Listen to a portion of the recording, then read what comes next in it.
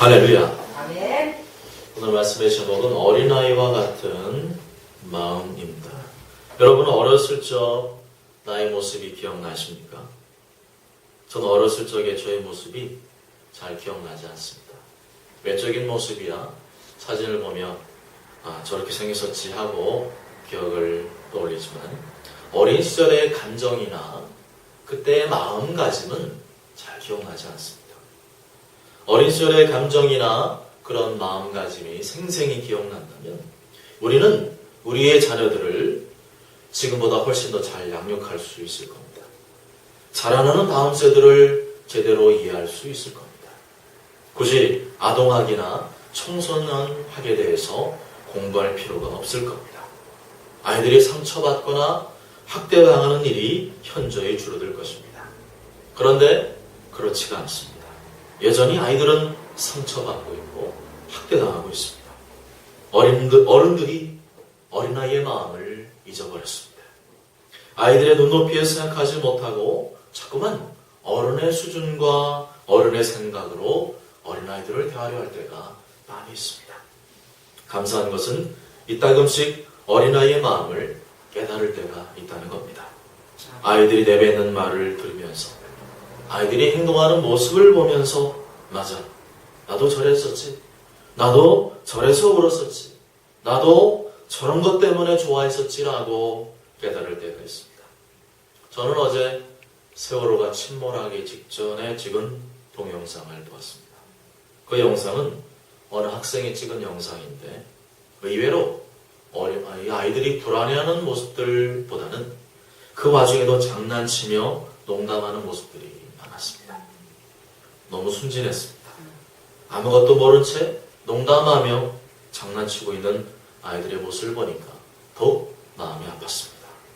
연거푸 나오는 안내방송을 따라 절대 움직이지 말고 가만히 있으라는 말을 100% 믿고 따랐습니다. 아이들은 순수했습니다. 아이들은 힘이 없었습니다. 그저 어른들의 지시에 따를 수밖에 없었습니다. 아이들은 정말 아무런 잘못도 없고 순전히 어른들의 잘못이었습니다. 요즘 아이들 까졌다고 얘기하지만 실제로는 그렇지 않은 것 같습니다. 말하는 것을 보니까 생각보다 순수했습니다. 저희 학창시절이나 얼마 다를 바가 없다는 생각이 들었습니다. 너무 안타깝습니다. 어른들의 잘못된 판단과 일처리로 인해 약 300명이나 되는 18세 꽃다운 학생들이 바닷속에 그대로 수장되었습니다. 아이들은 물속으로 자꾸만 잠겨가고 있는데도 어른들의 생각과 판단은 지극히 계산적이었습니다. 그 와중에도 자기 밥그릇을 염려하고 현실적이고 이기적인 생각들을 하고 있었습니다. 선장이란 사람이 자기 먼저 살겠다고 몰래 나와서 젖은 돈이나 말리고 있다니 가당치도 않습니다. 신속히 현장 조치를 취하기보다는 선박회사와 그토록 긴 시간을 왜 통화해야만 했습니까? 구조 헬기가 와야 하는데 고위 간부들 먼저 태워다 줘야 되기 때문에 현장에 늦게 도착했다고 합니다. 이게 말이나 되는 일입니까? 먼저 사람부터 살리고 봐야 하는 거 아닙니까? 애들부터 먼저 살리고 봐야 되는 거 아닙니까? 그런데 그런 와중에도 머리로 계산이나 하고 있고 자기 살궁리나 하고 있으니 이것이 장성한 어른들의 수준이란 말입니다. 이렇게 비판하는 우리도 그들과 별반 다르지 않을 것입니다.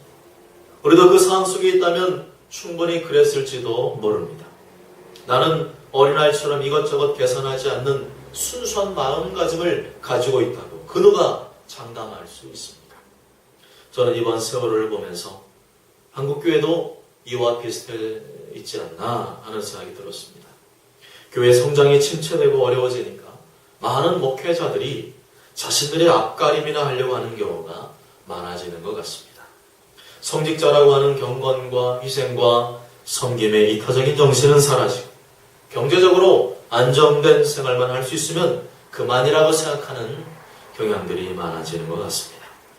어려운 성도나 목회자들의 사정은 알지만 그것은 그 사람들의 사정이고 뭐 별다른 방법 없으니까 그저 가만히 있는 것이 상책이라고 생각하는 것 같습니다. 물론 저도 여기에서 자유로울 수는 없습니다.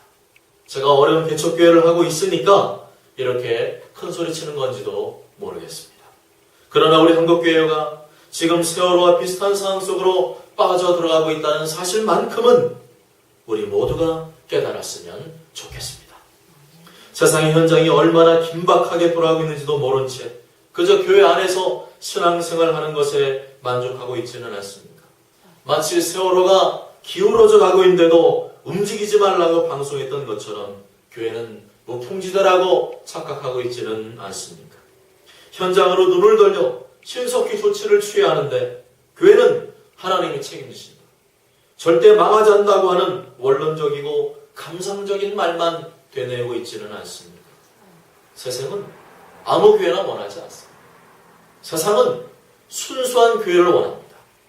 삐까뻔쩍하고 멋진 교회를 원하는 것이 아니라 배부르고 잘 사는 교회를 원하는 것이 아니라 낮은 곳에서 위기에 처한 곳에서 긴급히 뛰어들어서 자기의 목숨을 내어놓고서라도 구조할 수 있는 함께 울고 함께 웃을 수 있는 참된 교회와 목회자를 원하고 있습니다. 이러한 요구가 있다는 것은 그만큼 한국교회가 어린아이의 순수함을 잃어버렸다는 반증입니다. 신앙의 선조들이 보여주었던 깨끗하고 순수했던 영성을 어느새부턴가 잃어버렸습니다. 물질의 많고 적음으로 신앙을 측량하고 물질의 복을 많이 받은 사람만이 교회의 중직을 맡아야 하는 것처럼 오해하고 있습니다. 아닙니다. 성경의 정신과 원리에서 멀어지고 있는 것입니다. 자꾸만 겉모양에 치중하고 있는 것입니다. 바리새인화, 중세시대화 되고 있는 것입니다. 교회는 자꾸만 밖으로 눈을 돌려야 됩니다.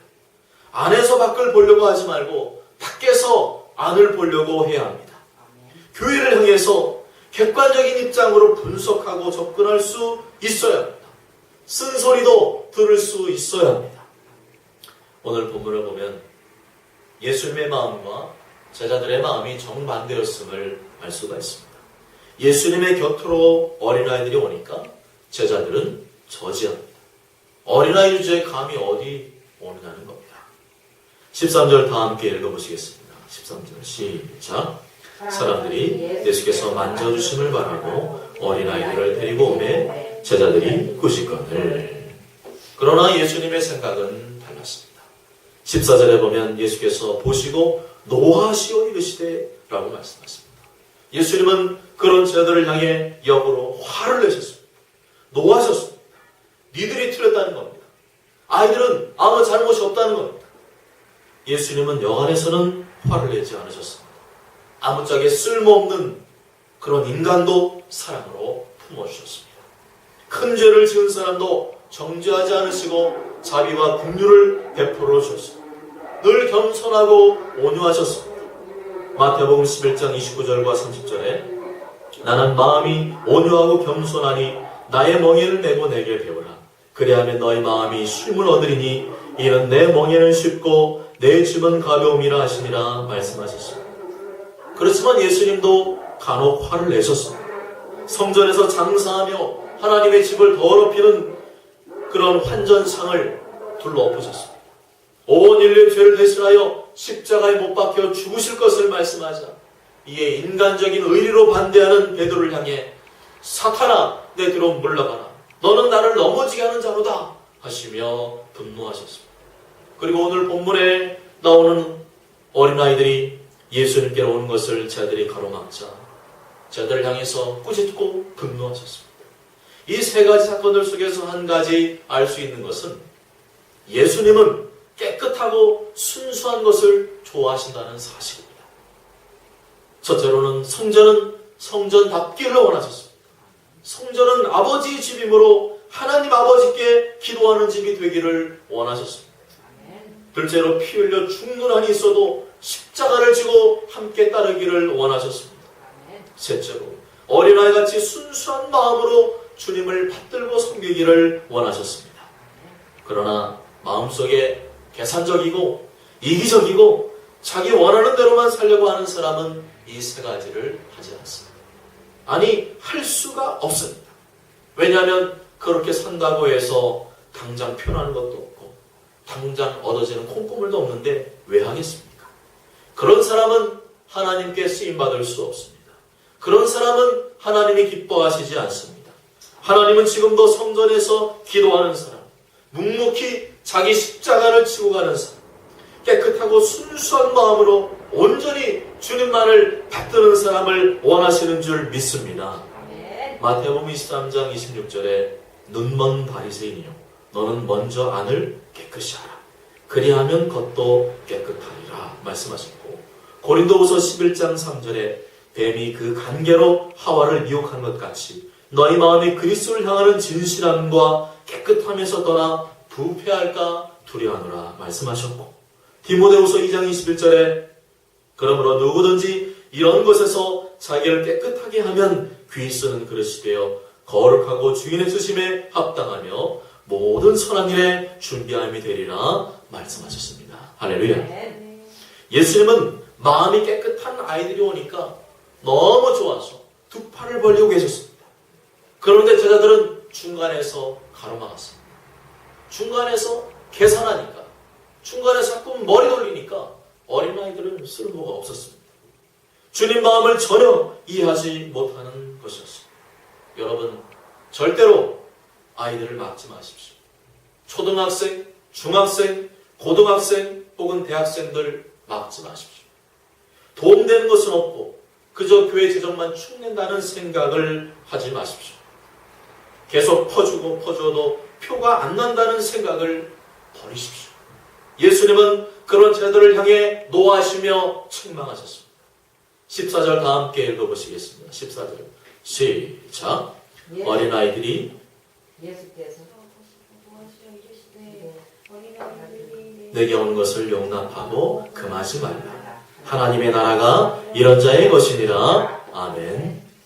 도리어 도움 안 된다고 생각하는 아이들을 데려오시기 바랍니다. 어린아이, 초등학생, 중학생, 고등학생, 대학생 돈 못 버니까 아무것도 받아낼 게 없습니다. 그런데 그런 사람들이 순수합니다. 그런 사람들을 주님께 데려오라고 말씀합니다.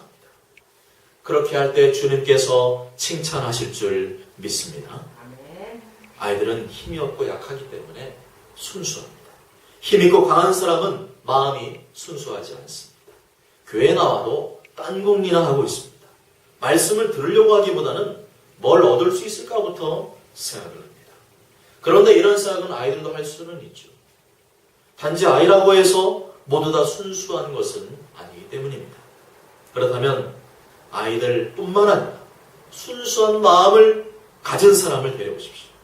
가진 게 많고 힘 있는 사람을 데려오려고 하지 말고, 그런 사람 오면 박수치고 환영하지 말고, 가진 건 없어도 순수한 마음, 깨끗한 마음, 겸손한 마음을 가진 사람을 데려오시기 바랍니다. 아멘. 그들은 분명 예수님의 말씀에 귀를 기울일 것입니다. 머지않아 예수님을 믿고 영접하여 하나님의 자녀가 될 것입니다. 성경에 보면 예수님의 주변에는 항상 그런 사람들만 있었습니다. 힘있고 가진 게 많은 사람들은 굳이 예수님을 찾지 않았습니다. 예수님 없어도 살 수 있다고 생각하기 때문에 오라고 해도 오지 않았습니다. 이 핑계 저 핑계 대며 오려고 하지 않았습니다.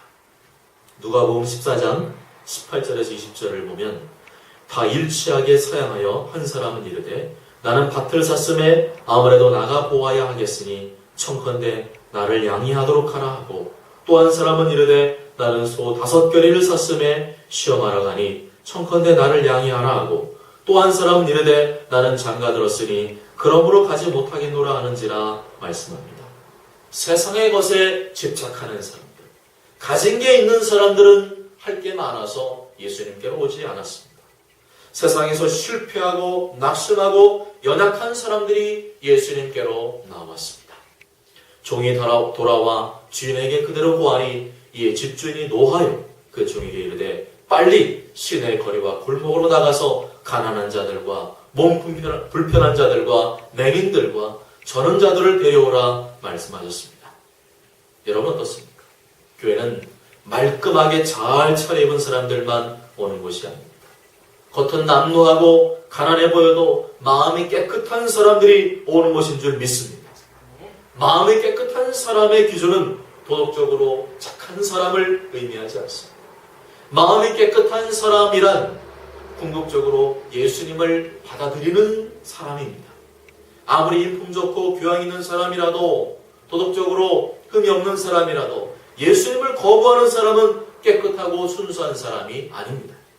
절대로 우리는 세상의 기준으로 사람을 판단해서는 안 됩니다. 제자들처럼 사람의 겉모습만을 보아서도 안 됩니다.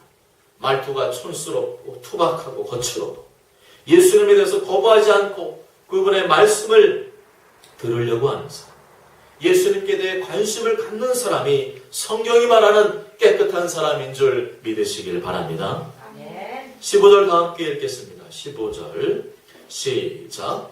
내가 진실로 너희에게 이르노니 누구든지 하나님의 나라를 어린아이와 같이 받들지 않는 자는 결단코 그곳에 들어가지 못하리라. 아멘. 이 말씀을 기준으로 하면 세상에는 두 종류의 사람이 있습니다. 하나님의 나라를 어린아이와 같이 받드는 사람, 그리고 그렇지 않은 사람. 여러분은 나의 죄를 대신하여 십자가에 피 흘려 죽으신 예수님을 마음속에 모시고 계십니까? 아멘.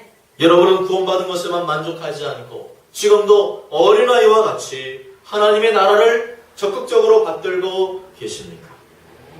예수님이 원하시는 깨끗한 사람이란 이 두 가지를 다 충족하는 사람입니다. 예수님을 내 마음속에 모시고 있는 것에만 만족하지 마십시오. 예수님은 어린아이와 같이 하나님 나라를 받들지 않으면 결단코 그곳에 들어가지 못한다 말씀하셨습니다. 그냥 못 들어간다가 아니라 결단코 못 들어간다. 하나님 나라를 어린아이와 같이 받들지 않는 자는 결단코 못 들어간다. 이렇게 말씀하셨습니다. 그렇다고 이 말씀을 가리켜 예수님 믿는 사람도 지옥 갈 수 있다는 식으로 해석하지는 마십시오. 예수님의 말씀의 의도가 그런 것이 아니기 때문입니다.